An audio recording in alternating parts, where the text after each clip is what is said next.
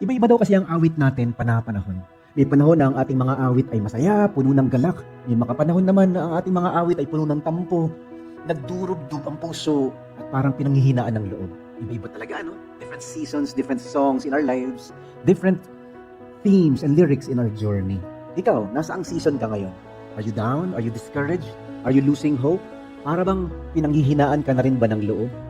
Kasi pagka nakita natin ang mga balita sa telebisyon, ang mga balita sa social media, at mga nangyayari sa ating gobyerno, sa ating bansa, at sa mga pamilya, malulugmok ka talaga, ano? Ang hihinaan ka ng loob. Merong mga family struggles, marriage conflicts, merong mga financial pressures, mababayaran pa kaya itong utang na ito, magkakabalikan pa kaya kami ng mahal ko, aayos pa kaya ang buhay ng anak ko, gagaling pa kaya ang sakit na ito. Our lives are filled with seasons of grief and brokenheartedness, disappointment, unanswered prayer. Lord, mahal mo pa ba ako? Panginoon, nandyan ka pa ba? God, are you there? Do you still care for me? That's why the writer of the book of Psalms was very, very honest. Na pwede maging totoo sa Panginoon, pero pwede ka pa rin magtiwala sa Panginoon. Kahit na magulo at masakit, mabigat ang iyong pinagdadaanan sa buhay na ito. The writer of the book of Psalms does not pretend to be strong. He is thirsty, he is emotionally down, he is longing for God, and he is confused. But he, at the end of the book of Psalms, says, Lord, I trust you. Hindi ko naintindihan, Lord. Magtitiwala ako sa'yo. Hindi ko gusto nangyayari, Panginoon. Pero sa'yo ako magkakaroon ng pag-asa. So the psalmist is not running away from God in pain. Instead, he is running to God with his pain. Our journey is really about not fixing problems or not getting rich or not after the blessing or the healing all the time. But it's a soul thirsty for the one who cares for us. The one who is good even when life is bad. The beginning of the Psalms signifies to us that he has a thirsty soul. Nauuhaw, nananabik ang puso ko, Panginoon, sa'yo. Na parang usa na naghahanap ng batis ng tubig. Ganon, Lord, yung puso ko. Na sa'yo, miss na kita. Hinahanap-hanap kita, Lord. Sabit ka ako sa'yo, Panginoon. It's a part of our journey when thirst signifies to us that we are far from God. Layo-layo ng Diyos. Minsan may ganon talaga, no? Pag napapalibutan ka ng problema, ang daming ginagawa, ang daming iniisip, ang layo-layo nila sa Diyos. And the psalmist recognized the honesty of his soul. Lord, uhaw na ako sa'yo. The psalmist also recognizes that the soul was designed to be satisfied in God. Na ang ating daw mga puso, ang ating mga buhay, hindi talaga makukontento, hindi magiging masaya, hindi mapupuno kapag ka malayo sa Diyos. Tambakan ka man ng pera, hindi ka pa rin masaya kung wala ang Diyos. Tambakan ka man ng relasyon, hindi ka pa rin kontento kung wala ang Diyos. Sandamakmak man ng tagumpay at palakpak at mga bagay na nabili mo sa buhay, kung wala ang Panginoon, uhaw, may kulang. Our souls are restless. Our hearts are never satisfied. We are always thirsty when we are far from God. Pansinin niyo, maraming milyonaryo gusto magpakamatay.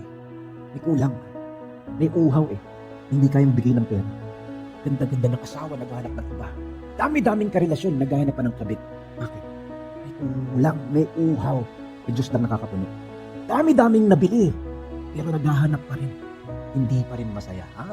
It's the journey of every human being. A thirsty soul. Without God, hindi natin kayang maging masaya ng totoo. Laging may kulang, laging may hinahanap. Kung wala kang kapayapaan na galing sa Diyos, sandamakmak ang pera mo, sandamakmak ang negosyo mo, wala kang kapayapaan. Hello? Ibang klase, ano? Psalms 42 reveals to us the predicament of our soul, the journey of our lives. Welcome to the rest of your life. Na pagkahiwalay sa Diyos, malayo sa Diyos, kulang talaga, uhaw talaga, butas talaga ang ating mga kaluluwa. And that is why the psalmist was telling God, Lord, uhaw na ako sa iyo. At hindi lang yun. He was so honest to God and he says, Lord, my tears have been my food day and night. Naranasan niyo na ba yun? Lord, pagkain ko, luha ako. Kasi sobrang baksak yung puso niya, sobrang lungkot ng buhay niya. Iyak siya ng iyak, pero inamin niya sa Lord, Lord, my tears have been my food. Araw at gabi. Yun na lang ang pagkain ko, Lord. This is deep, deep sorrow, This is not just shallow sadness. This is bordering on depression. It's poetic language for deep, deep, deep discouragement.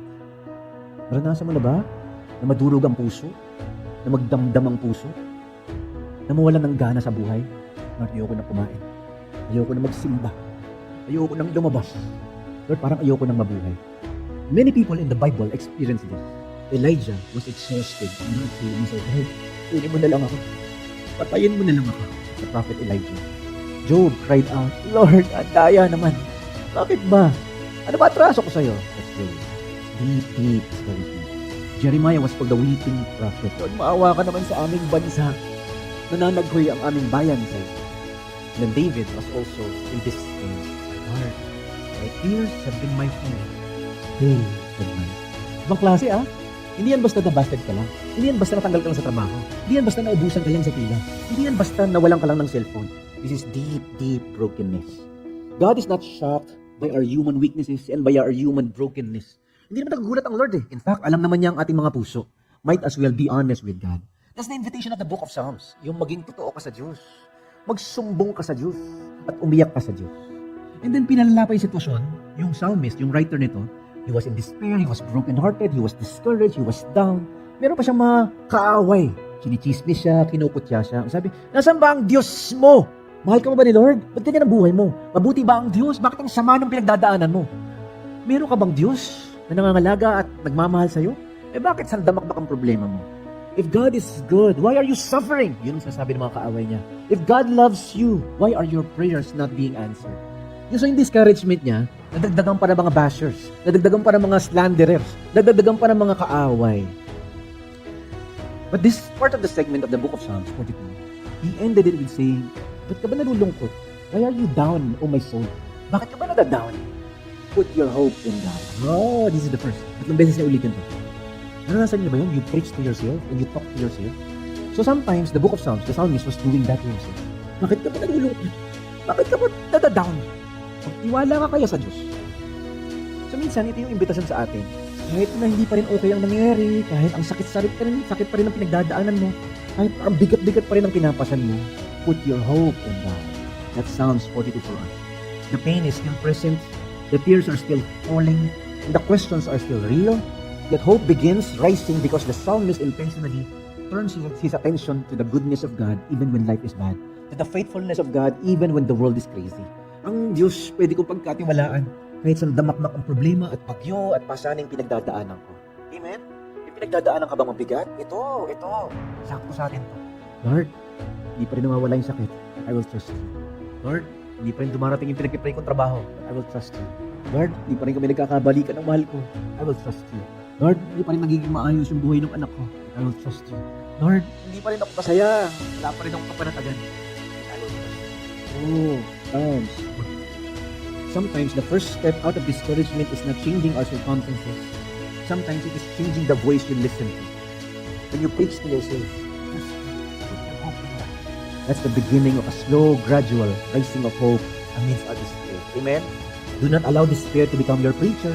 Do not allow discouragement and depression to become the message you hear all the time. Sometimes you have to preach to your soul. Put your hope in God. Amen? He does not pretend that everything is fine. He honestly admits his deep discouragement. Lord, hindi ko na kaya Ang hirap-hirap na nito. So God is not intimidated by honest prayers. But the psalmist signals to us, teaches us something very powerful and beautiful and significant. He says, Lord, hindi ko na kaya. Ang hirap-hirap na. But then he says, therefore I will remember you, O God. Haalalahanin kita, Panginoon. Because discouragement often causes spiritual forgetfulness. Kapag dumadaan ka raw sa masakit at ang bigat at mapait, nagkakaroon ka ng spiritual amnesia. Kapag dumadaan ka na sa pagtatampo, bigla mo nalilimutan yung kabutihan ng Diyos, nalilimutan mo yung mga ginawa at pagpapala ng Panginoon, nalilimutan mo na mahal ka pala ni Lord. Spiritual amnesia. We become forgetful. That's why the psalmist tells us, you want hope in your life? Remember God. Remember the goodness of God. Remember the track record of God. Remember the faithfulness of God. Remember the kindness of God. Something about remembering fuels our faith. Something about memories allow us to hold on and to endure the night, to persevere under pressure. Kasi naaalala mo, mabuti ang Diyos, dapat ang Diyos, marunong ang Diyos, mahal ako ng Diyos. So the psalmist ends this portion and says, why are you downcast, O my soul? Put your hope in God. Kulit Then he says, I will praise Him. Not because the circumstances already changed, but because God remains worthy of trust. Some of the most powerful worship comes from the wounded believers who still choose to trust and praise God in the middle of the storm. Psalms chapter 42. Yung bang kakantahan mo pa rin ang Diyos kahit ang sakit-sakit ng pinagdadaanan mo.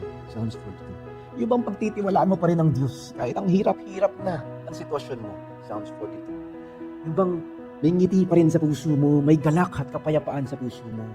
Kahit walang solusyon sa problema, baon pa rin ang utang. Ang pangit pa rin ang diagnosis at lab results. What you're hoping? Ba't ka ba nalulungkot? Bakit ka ba baksak? Bakit ka ba nagtatampo? Magtiwala ka sa Panginoon. Psalms 43 begins with the struggle. The struggle still remains, yet the psalmist slowly moves from despair. Ganun talaga ang ating paglalakbay, ano? This is very encouraging because spiritual healing is often gradual, hindi instant, dahan-dahan. Bigla mo natututunan, parang Polaroid picture. Bigla mong dahan-dahan nakikita na, mabuti pala ang Diyos. Dahan-dahan mong nauunawaan, pagkakatiwalaan pala ang Diyos. Tapos itong psalmist, sinabi niya, Lord, iganti mo ka ako. Lahat ng umaapi sa akin, Panginoon, vindicate me, O God. Fight for me, O God. Ikaw nga, Panginoon, ang maging tagapagtanggol ko. That's a good prayer. Lord, plead my cause. Bigyan mo nga ng liwanag ang buhay ko. Alam niyo, pag discouraged ka, at meron kang tampo, at meron kang pinagdadaan ng magulo at masakit, ang dilim talaga. So the psalmist was signaling to us, one way to find hope is you ask God for light. You ask God for clarity. You ask God to show you His will and His plan for your life. Lord, ano ba nga, bakit nga ba nangyayari ito sa akin? And then he says, then I will go to the altar of God. This is worship, my joy and my delight. And then he repeats, finally he says, why are you so downcast, O my soul? Put your hope in God. Alam niyo, pagka tayo ay baksak at lugmok at nalulungkot at parang nadadown, mahalaga that you preach truth to ourselves. Cling to God's promises and keep worshiping, keep hoping in God. Because the God who sustained the psalmist still sustains us today. Ito talaga ang nagbigay sa kanya ng buhay at pag-asa at lakas, sa gitna ng mga pinagdadaanan niyang mabigat at mapait at matindi. Yung pag-asa sa Panginoon, yung pagtitiwala sa Diyos, kahit hindi pa rin nagbabago yung sitwasyon. The greatest change did not happen in our situation or circumstances all the time. But the greatest change happens inside, within us. Yung loob natin, inaayos ng Diyos. Kahit yung labas natin, hindi pa rin okay. The enemies are still there. The pain is still real. The questions are still lingering. Yet the psalmists keep returning to the same truth. Put your hope in God. Paulit-ulit yun. It becomes an anchor to a struggling soul. Yung inuulit-ulit mo, wala ka lang sa Panginoon. Kapit lang sa Diyos. May pag-asa dahil nandyan si Jesus. It's an anchor to our soul. This passage reminds us that even faithful believers can experience discouragement, emotional exhaustion, burnout and depression, spiritual dryness, and inner turmoil. Walang exempted. Kahit na malapit ka sa Diyos, nagdadaanan mo rin itong mga kadilimang ito. But the psalmist loved God deeply, yet he still battled with heaviness in his soul. This means that struggling does not automatically mean failing. Sometimes, struggling simply means that God is teaching us something. Sometimes God allows us to go through wilderness and deserts and turmoils and discouragement, not to destroy us, but to deepen us, and to invite us to depend on God. Yung bang matututunan mo magtiwala at kumapit sa Diyos kasi ang hirap-hirap na ng pinagdadaanan. So he thirsts for God, he was honest before God, he remembers God's faithfulness, and then he preaches truth to himself. Maybe some of you are carrying hidden burdens today. Hindi ba sa inyo parang down ang puso mo at parang nangihina na ang loob mo? Ito ang mensahe ng Panginoon sa atin. This psalm gives us a language to discourage the heart. Put your hope in God. The circumstances sometimes never change. Hindi pa rin kayo magkakabali. Hindi pa rin gagalingin sa akin. Hindi pa rin mabayaran yung upang. Hindi pa rin lumilipad yung negosyo. Hindi pa rin kayo nagkakasundo. You have peace. You have joy. You have hope. Believing and trusting with full confidence. God is good even when life is bad. Panginoon, salamat po sa iyong mensahe sa bawat isa sa amin sa araw na ito. Panginoon, minsan ang bigat-bigat na at ang hirap-hirap na at nakakainis na ang aming mga pinagdadaanan. Pero salamat, nandyan ka. Salamat, Panginoon, dahil ikaw pa rin ang aming pinagkakatiwalaan sa gitna ng bagyo, sa gitna ng gulo, sa gitna ng nakakainis at masakit, mabigat at mapait sa aming mga buhay. We can put our hope in God. We can trust the Lord. We can rely on the goodness and the kindness and the faithfulness of God. Our situations may not change. Our circumstances may still remain the same. But our hearts can change.